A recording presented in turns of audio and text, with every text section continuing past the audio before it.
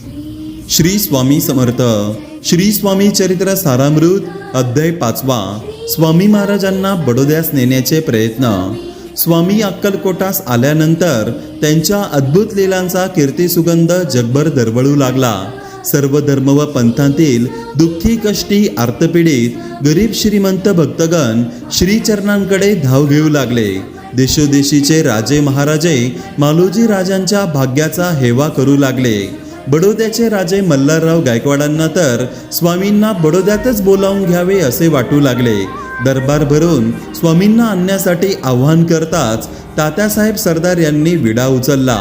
अमाप धन आणि सेवकांचा ताफा घेऊन ते अक्कलकोटी आले. भूलोकातील त्या वैकुंठ नगरीच्या दर्शनाने ते अचंबित झाले. श्रींची ती भव्य मूर्ती व प्रेमाने भरलेली दृष्टी पाहून तात्यांना विलक्षण आनंद झाला.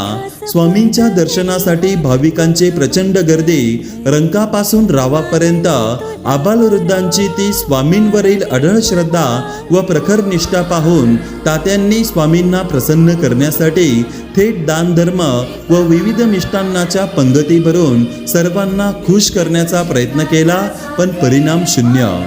शक्य त्या उपायांचा अवलंब करूनही कार्यभाग साधत नाही हे पाहून सोळाप्पास मान सन्मान जहागिरी व द्रव्य लाभाचे आमिष दाखविले.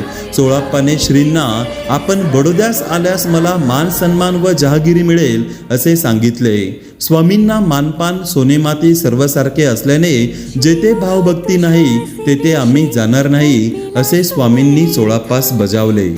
श्री स्वामी समर्थ.